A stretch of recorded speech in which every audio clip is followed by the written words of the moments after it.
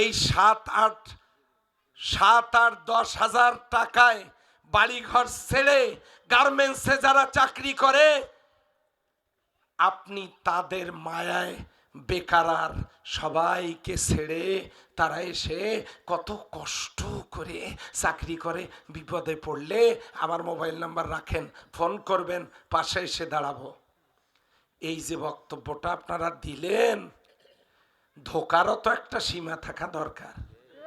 যখন ক্ষমতায় ছিলেন তখন কেন পীরগঞ্জে একটা গার্মেন্টস করলেন না?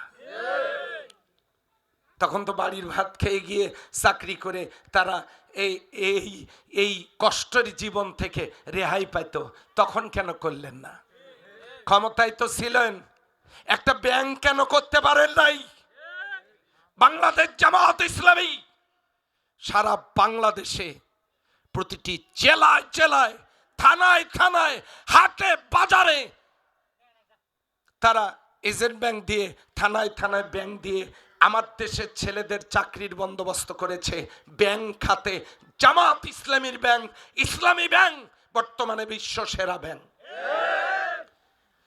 গল্প করেন, বাংলাদেশ জামাত ইসলামী মেডিকেল কলেজ করেছে এদেশের ছাত্রদেরকে ডাক্তার বানাবার জন্য।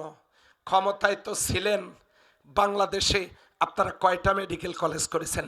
একটাও করতে পারেন নাই। গল্প করেন, বড় বড় বক্তব্য দেন, জামাত ইসলামী প্রতিটা জেলায় তারা ইসলামী ব্যাংক কমিউনিটি হাসপাতাল করেছে। আপনারা কোন জেলায় কোনটা করছেন? বাংলাদেশ জামাত ইসলামী বিশ্ববিদ্যালয় তৈরি করেছে, আপনারা কয়টা বিশ্ববিদ্যালয় বানাইছেন? বাংলাদেশ জামাত ইসলামী অসংখ্য শিক্ষা প্রতিষ্ঠান তৈরি করেছে, আপনারা কয়টা করেছেন? কথা হচ্ছে জনগণকে বলা দরকার, তাই বলিলেন। এবার আপনারা বলেন, 53 বছর যারা দেশ চালাইছে তারা কি দুর্নীতি বন্ধ করতে পারছে? আজও পর্যন্ত বিভিন্ন প্রতিষ্ঠানের কমিটি দখল, আজও পর্যন্ত বালুর পয়েন্ট দখল, টেম্পো স্ট্যান্ড, বাস স্ট্যান্ড থেকে চাঁদাবাজি চলছে। অন্যায়ভাবে মানুষের বিরুদ্ধে মামলা দিয়ে চাঁদাবাজি করা হচ্ছে। এখন মানুষকে হয়রানি করা হচ্ছে, চাঁদার টাকায় ফুলে ফুলে কলা গাছ হয়ে যাচ্ছে। এরকম লোক আমাদের সমাজে আছে না নাই? বিগত 53 বছর আমার দেশ থেকে দুর্নীতি বন্ধ করতে পারেন নাই। বড় বড় কথা বন্ধ করা উচিত। এ জাতি যদি একবার ঘুরিয়ে দাঁড়ায় বলে আপনারা উন্নয়ন করবেন, খুব কথা বলছেন, ক্ষমতায় তো ছিলেন, তখন করেন নাই কেন? যদি এই প্রশ্ন উল্টে করে কি জবাব দেবেন? আগামী দিনে গিয়ে করবেন, তার গ্যারান্টিটা কোথায়?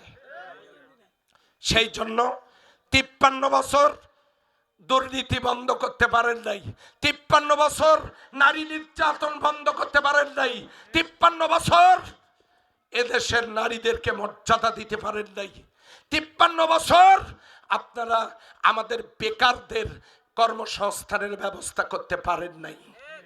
এখন অবশ্য বলতেছেন 18 মাসের মধ্যে 1.5 কোটি লোকের চাকরি দিয়ে দিব। এটা নাকি শুনে পশু পাখিগুলো হাসতেছে।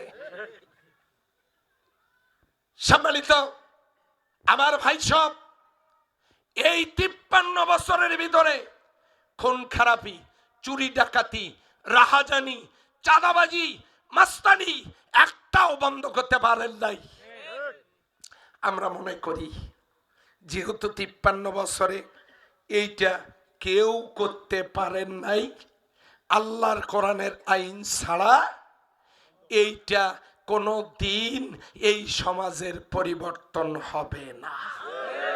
কথা বলেন, বেকার যুবকদের সমস্যার সমাধান হবে না, বৈষম্য দূর হবে না, চুরি ডাকাতি, রাহাজানি, ছিনতাই, ধর্ষণ, নারী নির্যাতন, যৌতুক এবং এই ধরনের অপকর্ম বন্ধ হবে না কোরআনের আইন ছাড়া।